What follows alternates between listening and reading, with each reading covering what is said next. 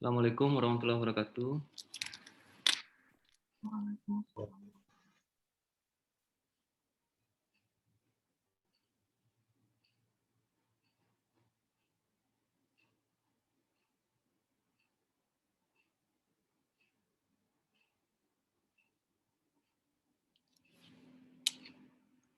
Oke, mohon maaf ya Pak, terlambat ya, karena ada kendala teknis ya.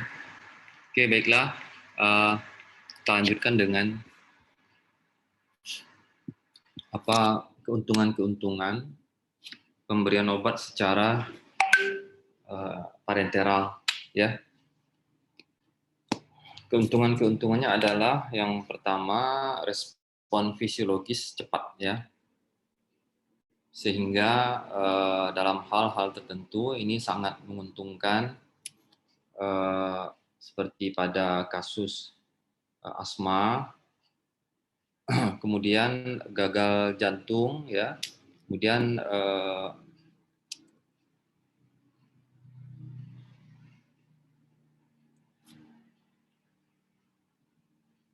oke bentar ya.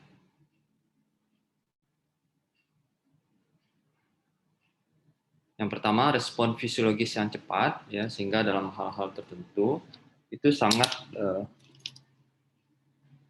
menguntungkan, seperti pada pasien yang ada penyakit asma ya. Jadi kalau orang penyakit asma itu kalau terjadi shock anafilaktik itu ya,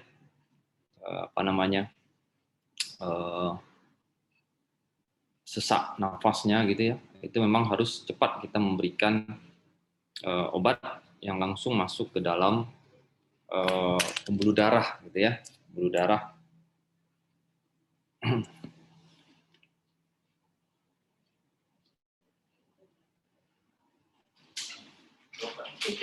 Catatan untuk apa? Jadi lagi kopi.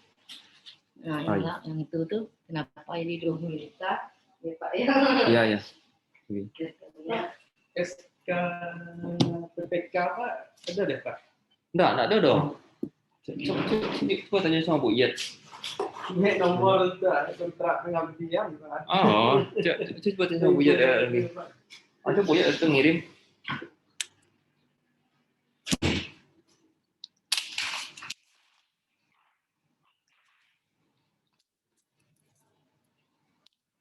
Kemudian pada pasien gagal jantung misalnya ya, cardiac arrest ya, yang terputusnya sistem hantaran rangsangan pada dan dari jantung ya. Ini pada kondisi-kondisi seperti ini yang memerlukan respon fisiologis yang cepat, ini sangat diperlukan, sangat diperlukan pemberian obat secara parenteral gitu ya. Kemudian yang kedua adalah ini dapat digunakan untuk obat-obat yang tidak dapat diberikan secara oral, gitu ya. Nah, diberikan secara oral karena obat-obat yang diberikan secara oral itu yang tidak tahan oleh suasana pH di dalam saluran pencernaan, ya, atau karena adanya enzim yang bisa memutus obat-obat yang turunan polipeptida, ini juga tidak bisa diberikan secara oral gitu. Nah, contohnya seperti insulin ya, kemudian hormon, beberapa obat-obat antibiotik ya, atau obat itu sendiri yang tidak diserap ya, contohnya alkaloida, kurarin dan stropantit ya. Ini juga pilihannya, keuntungannya kita memberikan obat secara parenteral ini ya. Kemudian yang ketiga keuntungannya adalah obat dapat digunakan dalam jangka waktu yang lama, sehingga dapat menjaga atau mempertahankan konsentrasi obat yang konstan di dalam tubuh ya.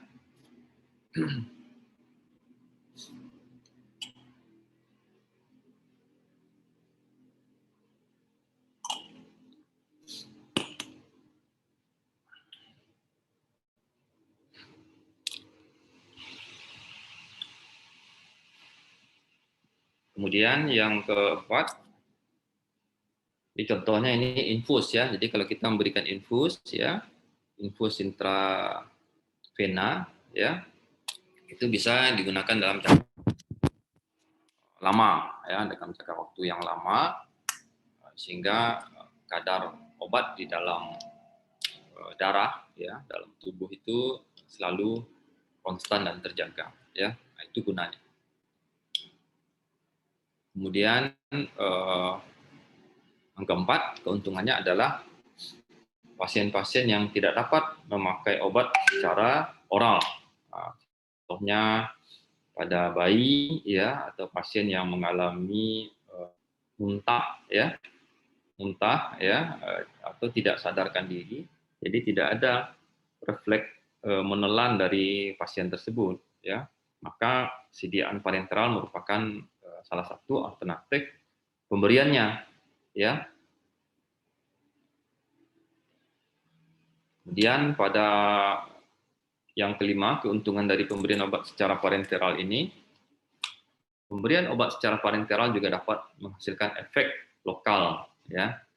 Nah, contohnya pada pemberian obat anestesi lokal oleh dokter gigi gitu ya. Hah? Apa tuh? Semangat nambah.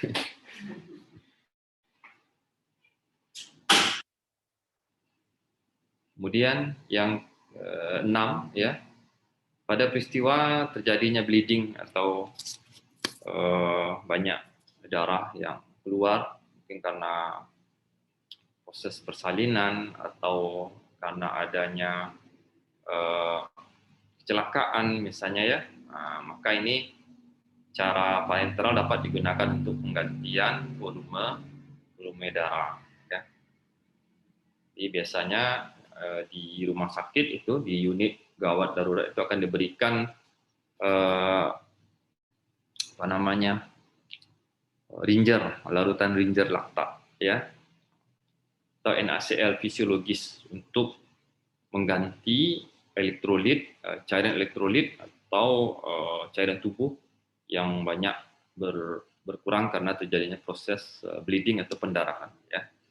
Kemudian yang berikutnya, keuntungan pemberian obat secara parenteral itu kita dapat memberikan makanan ke dalam melalui pembuluh darah gitu ya, karena nanti makanan akan langsung masuk ke dalam tubuh ya. Tentu ada syaratnya yang sangat strict sekali, sangat ketat sekali, yaitu terkait dengan ukuran globul. Kalau dia itu biasanya suspensi atau emulsi, biasanya kan kalau makanan itu juga ada mengandung lipid, ada glukosanya, nanti ada lemaknya gitu ya. Nah, ini dibuat sedemikian rupa, teknologinya agak tinggi sedikit ya, sehingga globul-globul dari suspensi atau emulsi yang kita berikan itu tidak boleh menyumbat aliran darah ya. Nah, itu makanya Pak bilang agak strict sedikit aturannya, karena tidak sembarangan berapa ukuran partikel yang diperbolehkan itu sangat kecil sekali ukurannya, dalam ukuran nanometer ya. Kemudian kerugian dari pemberian obat secara parenteral, pemakaiannya oleh orang yang ahli ya, dalam hal ini dokter atau perawat ya, yang tidak bisa ya, kita tidak punya, seorang apoteker tidak punya otoritas untuk melakukan penyuntikan pada pasien ya. Jadi yang ahli itu adalah tenaga medis ya, dalam hal ini dokter ya, perawat. Nah, itu kemudian pada tempat penyuntikan pemberian obat secara parenteral itu akan ada rasa sakit tentunya ya, karena kan memang itu dirobek ininya ya, ditusuk gitu ya, ya wajar lah sakit ya. Malah juga ada yang alergi, terjadi reaksi hipersensitif kalau ada jarum suntik yang masuk ke dalam menembus kulitnya itu ya, itu makanya itu baru jarum suntik saja dan belum obat-obatnya. Kalau terjadi reaksi hipersensitif sangat cepat sekali ya, itu pula kerugiannya ya. Jadi ada alergi, ada reaksi hipersensitif ya, ketakutan, nah, itu biasa. Itu makanya sekarang kan masih banyak orang yang takut divaksin gitu ya. Vaksin langsung masuk ke dalam aliran darah ya, walaupun secara intramuskular, tapi dia cepat masuk ke dalam aliran darah dibandingkan dengan oral. Kalau oral ada proses absorpsi dulu. Kemudian yang ketiga, obat yang diberikan secara parenteral itu sulit dikontrol. Jadi maksudnya begini, kalau sudah diberikan dan masuk ke dalam melewati kulit, misalnya otot ke dalam intravena, intratekal dan lain-lain gitu ya. Itu kalau terjadi kesalahan dalam proses kesalahan pemberian obat itu agak fatal gitu ya. Karena kan ya sudah mulai terdistribusi dia dalam jangka waktu menit gitu, sudah cepat dia diabsorpsi ya, memberikan efek langsung. Nah, tapi kalau sediaan oral itu dia kan masih di lambung, itu masih bisa dimuntahkan, dipaksa obat itu dimuntahkan. Jadi kalau salah obat itu bisa dikasih antidot, anti racunnya, atau bisa diinduksi proses muntahnya, ya, emesis, proses emesis, sehingga obatnya bisa berkurang. Ya, mungkin sudah ada yang terlarut sedikit, dalam waktu 30 menit itu masih sempat untuk memuntahkan obat itu. Kemudian yang keempat, keterbatasan pemberian obat secara parenteral ini, ya, itu proses pembuatannya yang spesial, khusus, gitu ya, khusus dalam hal butuh spek alat yang lebih strict gitu ya, karena ruangannya juga beda ya, kemudian proses pembuatannya juga ya, kemudian pegawai-pegawai, karyawan-karyawan, operator personil yang bekerja di ruangan sediaan steril itu juga punya kualifikasi yang lebih baik, disiplin ya, punya higienitas pribadi yang bagus gitu ya. Nah, itu keterbatasannya ya. Jadi ruang produksinya itu lebih complicated, lebih kompleks ya. Oke. Sekarang kita masuk ke sterilitas. Jadi kata kuncinya sediaan parenteral itu harus steril ya, bebas dari mikroorganisme. Apa konsekuensi? Ini nanti Pak bicara tentang ada banyak permasalahan waktu zaman dulu ya, membuat sediaan steril itu kalau tidak steril bagaimana konsekuensinya ya. Jadi sterilitas adalah kondisi yang secara total tidak mengandung mikroorganisme hidup, baik bentuk vegetatif maupun bentuk spora ya. Jadi dari titik pandang sterilitas tidak ada perbedaan ya antara mikroba, patogen dan non patogen. Jadi pokoknya ada mikroorganisme itu harus bebas tidak ada dalam sediaan kita itu. Itu makanya persyaratan untuk ruangan itu sangat penting sekali. Juga persyaratan bahan raw materialnya juga sangat penting. Ruangan produksi, material, bahan-bahan aktif, formasinya dan bahan tambahan juga memiliki kemurnian dan kemurnian secara mikroorganisme juga. Kemudian juga si operator yang bekerja, karyawan yang bekerja juga, karena kan sumber dari pencemaran itu tidak hanya dari bahan aktif dan eksipien saja, tidak hanya dari ruangan, juga dari si manusia yang bekerjanya. Jadi kalau manusia yang bekerjanya tidak disiplin, tidak higienis, ya, tidak melakukan desinfektasi dulu sebelum masuk ke dalam ruangan itu, maka bisa mencemari sediaan parenteral yang dibuat gitu ya. Oke. Nah, termasuk di sini juga nanti akan lebih lanjut dibahas oleh Bu Lili dan Pak Saman ya. Sediaan optalmik seperti tes mata dan salep mata juga harus steril ya. Nah, kenapa? Alasan-alasannya karena yang pertama, kornea dan bagian transparan lain dari mata itu tidak cukup menerima suplai darah, sehingga respon reaksi imunnya kurang. Jadi kalau ada benda-benda asing yang masuk itu cepat sekali terjadi infeksi atau inflamasi. Ya. Kemudian yang juga perlu diperhatikan adalah pada bagian mata yang transparan itu dapat menderita cacat yang irreversible kalau terjadi infeksi. Ya, jadi itu makanya mata itu kan sangat sensitif sekali ya. Jadi kalau ini yang terjadi infeksi pada bagian transparan itu bisa kehilangan penglihatan secara permanen. Kemudian kerusakan karena infeksi saraf optik ini tidak dapat diperbaiki. Nah, apa cerita ada kasus di Inggris ya, perusahaannya namanya Advanced Medical Ltd ya, dia memproduksi infus dextrosa injeksi British Pharmacopoeia 5%. Nah, yang menyebabkan pasien pasca operasi 5 orang meninggal. Nah, ini kenapa? Karena tercemarnya batch yang diproduksi itu oleh bakteri Klebsiella aerogenes dan bakteri coli gram negatif lainnya. Jadi ternyata proses sterilisasi yang tidak memenuhi SOP yang menyebabkan ini. Nah, ini kan bahaya sekali ya. Jadi artinya si operator yang bekerja itu tidak memenuhi standar operating prosedur menggunakan alat sterilizer atau alat autoclave ini. Nah, sekarang ini tidak boleh lagi terjadi gitu ya, karena kan sekarang sudah ada pedoman CPOB dan pedoman GMP. GMP itu Good Manufacturing Practice.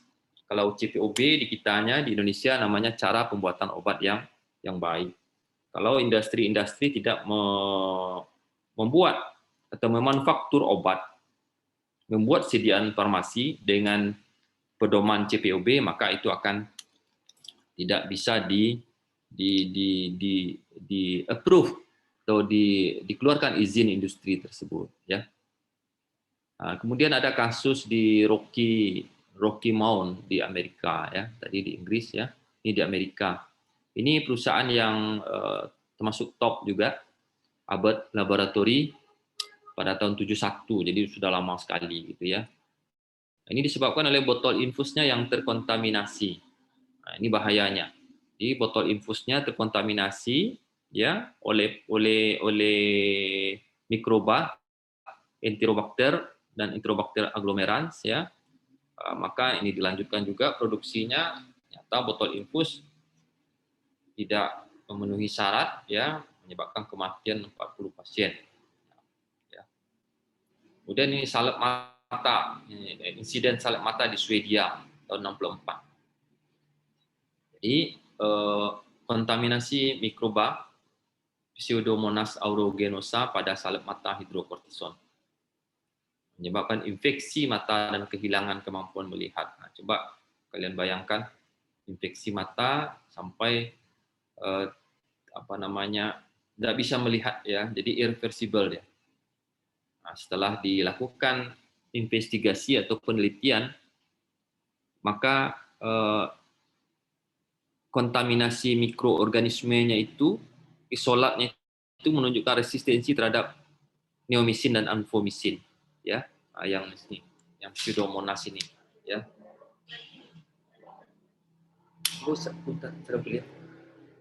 Jadi lapisan air yang terkondensasi pada permukaan vaselin yang sudah dingin dan lapis tipis dikontaminasi oleh mikroba yang terdapat pada handuk, sepatu, dan tangan operator. Nah, jadi artinya ini dari operatornya yang tidak mengikuti SOP ya, bagaimana bekerja dengan baik ya. Kenapa bisa sampai handuk, sepatu, dan tangan operator ini bisa mengkontaminasi si vaselin ya.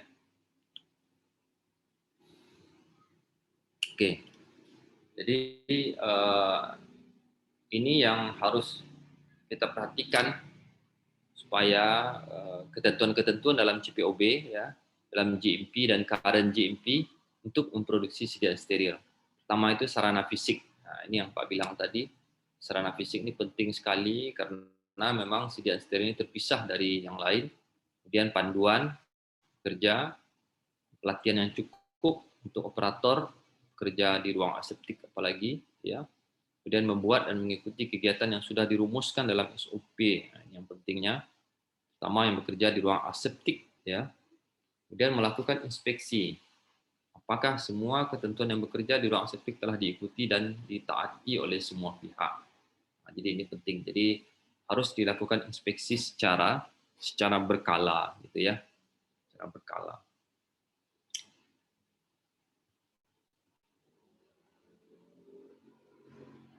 Oke, ada pertanyaan? Ini Pak lihat ininya udah ini ya. Ilham, coba diambil itunya, absennya ya. Baik, Pak. Oke, nanti kita lanjutkan minggu depan lagi ya. Semoga bisa tepat waktu nanti. Oke, mungkin itu saja kuliah kita yang saat ini. Kita lanjutkan minggu depan pada hari yang sama. Bila taufik wa hidayah. Assalamualaikum warahmatullahi wabarakatuh. Waalaikumsalam warahmatullahi wabarakatuh. Terima kasih, Pak. Terima kasih, Ya. Pak. Terima kasih, Pak. Ya, sama-sama.